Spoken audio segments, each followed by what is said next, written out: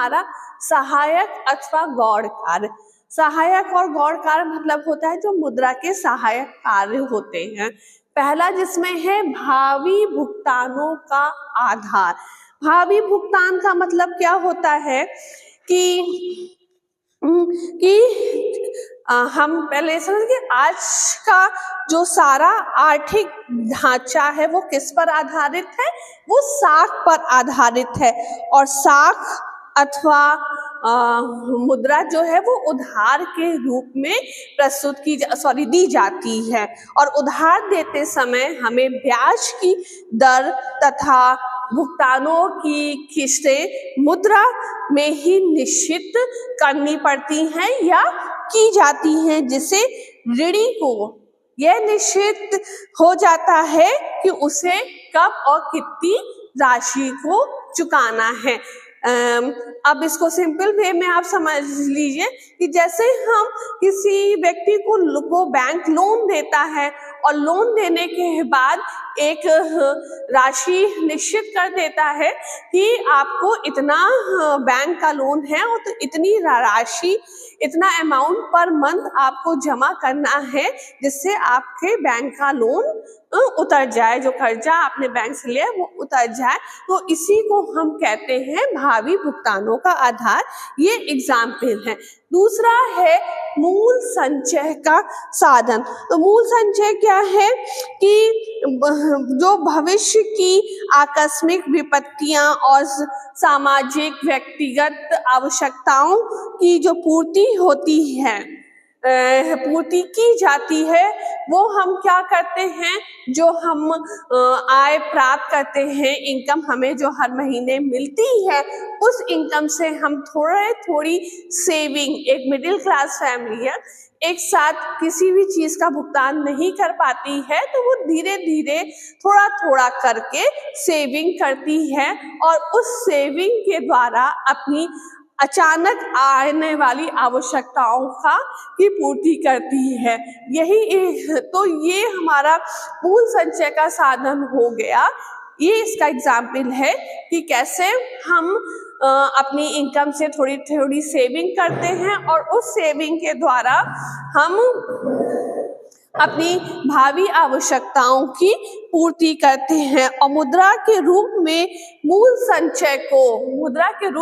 संचय को प्रोत्साहित करने के लिए यह आवश्यक है। ठीक, अब हमारा थर्ड है पॉइंट मूल हस्तांतरण। मूल हस्तांतरण में आता है कि जैसे मुद्रा का प्रमुख कार्य विनिमय माध्यम है और मुद्रा मूल हस्तांतरण का सर्वोत्तम साधन है। उदाहरण, यदि कोई व्यक्ति उदयपुर छोड़ के आगरा आके बसना चाहता है, भाई उसको उदयपुर में कुछ दिक्कत आ रही है या उसका बाकी परिवार आगरा में रहता है, तो उसकी जितनी भी प्रॉपर्टी है, जितना भी सामान है, वो वहां पे उसको बेच के फिर आगरा में अपना सामान अपने आप को स्थापित या व्यवस्थापित कर सकता है। किसके द्वारा? मूल हस्तांतरण के द्वारा, कि उसने अपना सामान भेज दिया, जो उसको पैसा मिला वो उसने यहाँ पे ट्रांसफर कर दिया और उन्हीं पैसों से उसने यहाँ पर अपने और जरूरत का सामान खरीद लिया। तो ये थे हमारे 3 सहायक अथवा गौण कार्य। अब हमारे तीसरे नंबर पे आते हैं आकस्मिक कार्य। आकस्मिक कार्य क्या है? पहला, आय का वितरण। आय मतलब क्या होता है? Distribution of income. किसी देश में जितना उत्पादन होता है, किसी भी देश में जितना उत्पादन होता है, उसमें हमारे संस्थागत जो साधन है, भूमि, श्रम, पूंजी, साहस, उन सब का प्रयोग करके हम किसी भी वस्तु का उत्पादन करते हैं और उस उत्पादन में जो साधन का इस्तेमाल कर रहे हैं उसके बदले हम लोगों को आय देते हैं। तो वो आय, जैसे भूमि के बदले हमने लगान दिया, श्रम के बदले हमने मजदूरी दी। तो ये हमारे किसके माध्यम से होते हैं? ये मुद्रा के माध्यम से हम आय का वितरण करते हैं। दूसरा है पूंजी की उत्पादकता बढ़ाना। पूंजी की उत्पादकता कैसे बढ़ाई जाती है? जैसे कि हम अगर